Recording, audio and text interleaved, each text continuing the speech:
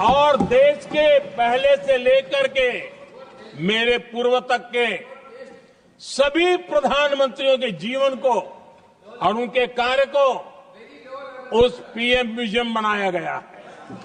और मैं तो चाहूंगा कि पीएम म्यूजियम में जो जो महापुरुष हैं उनके परिवारजनों ने समय निकाल करके उस म्यूजियम को देखना चाहिए और उसमें कुछ जोड़ने के लगता है तो सरकार का ध्यान आकर्षित करना चाहिए ताकि वो म्यूजियम समृद्ध हो और देश के बालकों को प्रेरणा दे। ये होता है संविधान की भावना। अपने लिए तो सब करते हैं, खुद के लिए जीने वालों की जमात बहुत छोटी नहीं है। संविधान के लिए जीने वाले यहां बैठे हैं।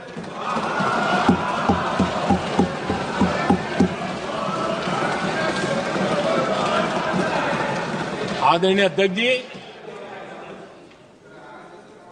जब सत्ता सेवा बन जाए तो राष्ट्र निर्माण होता है। जब सत्ता को विरासत बना दिया जाए तब लोकतंत्र खत्म हो जाता है।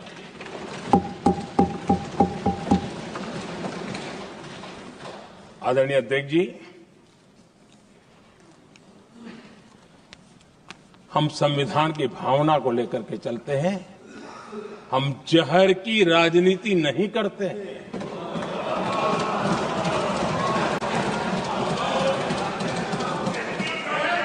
हम देश की एकता को सर्वोपरि रखते हैं और इसलिए सरदार वल्लभ भाई पटेल का दुनिया का सबसे ऊंचा स्टैच्यू बनाते हैं और स्टैच्यू ऑफ यूनिटी देश को जोड़ने का जिस महापुरुष ने काम किया उसका हम स्मरण करते हैं। और वो भाजपा के नहीं थे, वो जनसंघ के नहीं थे। हम संविधान को जीते हैं, इसलिए इस सोच से आगे बढ़ते हैं।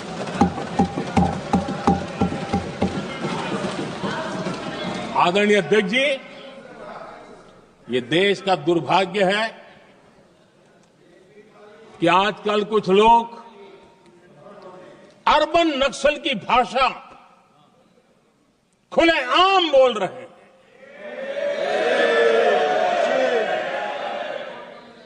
और अर्बन नक्सल जिन बातों को बोलते हैं, इंडियन स्टेट के सामने मोर्चा लेना,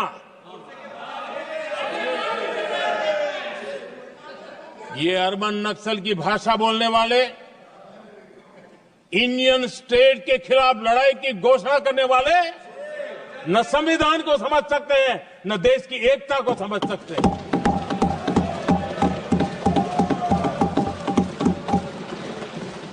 आदरणीय अध्यक्ष जी, 7 दशक तक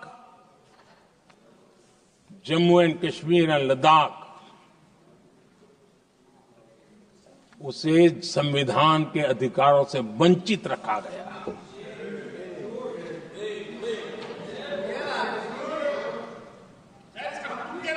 ये संविधान के साथ भी अन्याय था और जम्मू कश्मीर और लद्दाख के लोगों के साथ भी अन्याय था। हमने आर्टिकल 370 की दीवार गिरा दी। अब जम्मू कश्मीर और लद्दाख के उन राज्यों को, देशवासियों को जो अधिकार हैं, वो अधिकार उनको मिल रहे हैं। और संविधान का महात्म्य हम जानते हैं, संविधान की भावना को जीते हैं, इसलिए ऐसे मजबूत निर्णय भी हम करते हैं। आदरणीय अध्यक्ष जी, हमारा संविधान हमें भेदभाव करने का अधिकार नहीं देता है। जो लोग संविधान को जेब में लेकर के जीते हैं, उनको पता नहीं है कि आपने मुस्लिम महिलाओं को कैसी मुसीबतों में जीने के लिए मजबूर कर दिया था। हमने ट्रिपल तलाक का खात्मा कर करके संविधान की भावना के अनुरूप मुस्लिम बेटियों को हक देने का काम किया है, समानता का अधिकार दिया है।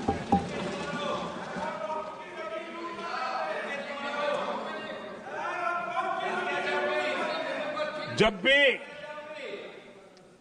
देश में एनडीए की सरकार रही है, हमने एक लंबे विजन के साथ काम किया है।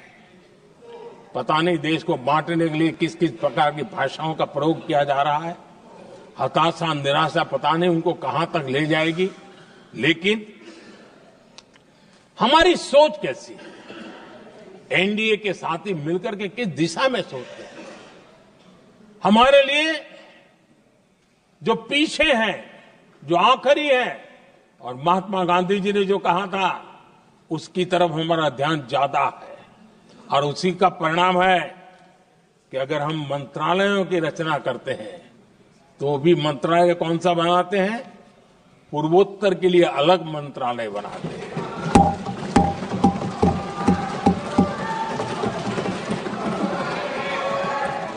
हम देश में इतने साल हो गए, अटल जी आए तब तक किसी को समझ नहीं आया था। भाषण तो देते रहते हैं। आदिवासियों के लिए अलग मंत्रालय एनडीए ने बनाया। आदरणीय अध्यक्ष जी, हमारे दक्षिण के राज्य समुद्री तट से जुड़े हैं। हमारे पूर्व के कई राज्य समुद्री तट से जुड़े हैं। वहां के समाज में फिशरीज का काम और फिशरमैन की संख्या बहुत बड़ी तादाद में है। उनका भी ख्याल रखना चाहिए और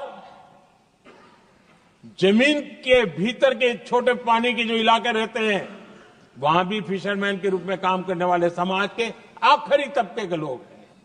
ये हमारी सरकार है जिन्हें फिशरीज के लिए अलग मंत्रालय बनाया।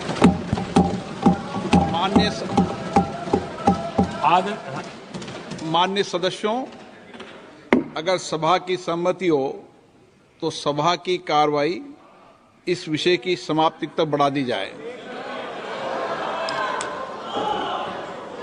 माननीय प्रधानमंत्री जी। आदरणीय अध्यक्ष जी, समाज के दबे कुचले वंचित लोग, इनके अंदर एक सामर्थ्य होता है। अगर स्किल डेवलपमेंट पर बल दिया जाए तो उनके लिए नए अवसर बन सकते हैं, उनकी आशा आकांक्षा अनुरूप जिंदगी बना सकते हैं। और इसलिए हमने अलग स्किल मंत्रालय बनाया। आदरणीय अध्यक्ष जी, देश में लोकतंत्र का पहला धर्म होता है कि हम सत्ता को सामान्य से सामान्य नागरिक तक उसका अवसर मिले। और इस बात को ध्यान में रखते हुए भारत के कोऑपरेटिव सेक्टर को और समृद्ध बनाने के लिए और तंदुरुस्त बनाने के लिए देश के करोड़ों लोगों को जोड़ने का उसमें अवसर है। अनेक क्षेत्रों में कोऑपरेटिव मूवमेंट को बढ़ाया जा सकता है और उसको ध्यान में रखते हुए हमने अलग कोऑपरेटिव मंत्रालय बनाया। विजन क्या होता है ये यहां पता चलता है। आदरणीय अध्यक्ष जी, जाति की बातें करना कुछ लोगों के लिए फैशन बन गई है। पिछले 30 साल से सदन में आने वाले ओबीसी समाज के सांसद दलों के भेदभाव से ऊपर उठ करके एक होकर के 30-35 साल से मांग कर रहे थे कि ओबीसी कमीशन को संवैधानिक दर्जा दिया जाए। जिन लोगों को आज जातिवाद में मलाई दिखती है उनको उस समय ओबीसी समाज की याद नहीं आई। ये हम हैं जिन्होंने ओबीसी समाज को संवैधानिक दर्जा दिया।